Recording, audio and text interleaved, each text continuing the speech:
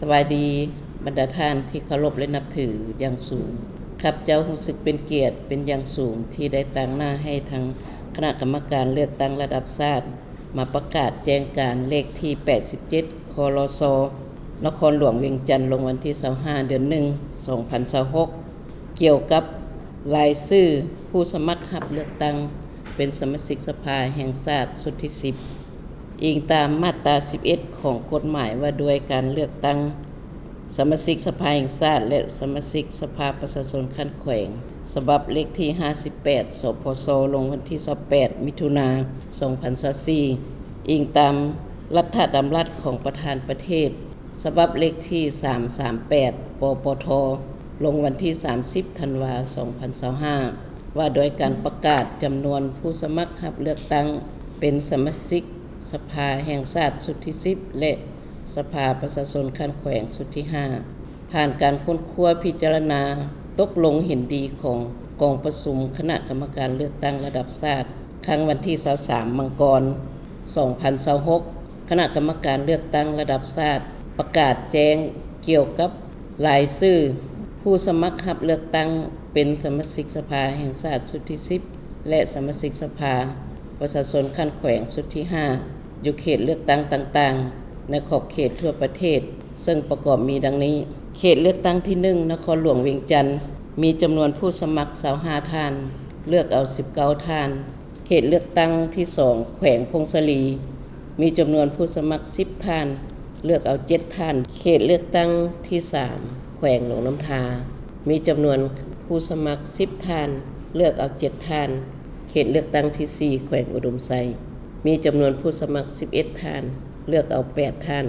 เขตเลือกตั้งที่ 5 แขวงบ่อแก้วมีจำนวนผู้สมัคร10ท่านเลือกเอา7ท่านเขตเลือกตั้งที่ 6 แขวงหลวงพระบางมีจำนวนผู้สมัคร14ท่าน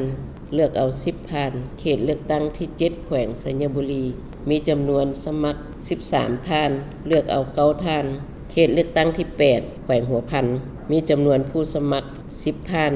เลือกเอา7ท่านเขตที่ 9 แขวงสิงห์ขวาง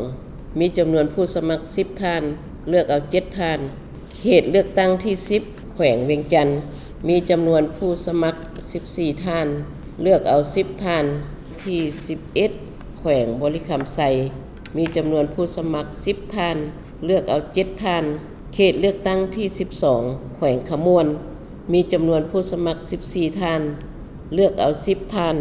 เขตเลือกตั้งที่ 13 แขวงสวรรณเขตมีจำนวนผู้สมัคร18ท่านเลือกเอา21ท่านเขตเลือกตั้งที่ 14 แขวงสารวัน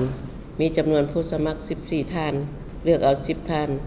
เขตเลือกตั้งที่ 15 แขวงจำปาสักมีจำนวนผู้สมัคร20ท่านเลือกเอา15ท่านเขตเลือกตั้งที่ 16 แขวงเสกองจำนวนผู้สมัคร10ท่านเลือกเอา7ท่านเขตเลือกตั้งที่ 17 แขวงอัตตปือมีจำนวนผู้สมัคร10ท่านเลือกเอา7ท่านเขตเลือกตั้ง18 แขวงไสสมบูรณ์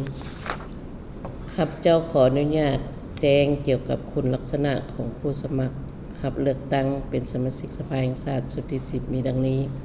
ผู้สมัครรับเลือกตั้งทั้งหมดจำนวน243ท่านเป็นหญิง66ท่านเลือกเอา175ท่าน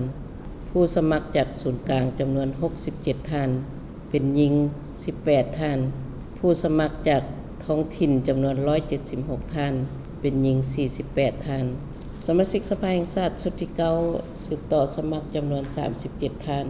เป็นหญิง15ท่านผู้สมัครจากรัฐวิสาหกิจจำนวน1ท่านผู้สมัครจากธุรกิจภาคเอกชนจำนวน10ท่านหญิง1ท่านมาฮอดนี้ครับเจ้าได้สิ้นสุดการประกาศแจ้งรายชื่อผู้จะลงสมัครรับเลือกตั้งเป็นสมาชิกสภาแห่งชาติชุดที่ 10 อยู่ทุกเขตเลือกตั้ง18เขตเลือกตั้งในทั่วประเทศขออวยพรให้บรรดาท่านจงมีสุขภาพเข้มแข็งมีผลสำเร็จและประสบหน้าที่ที่มอบหมายให้ขอขอบใจ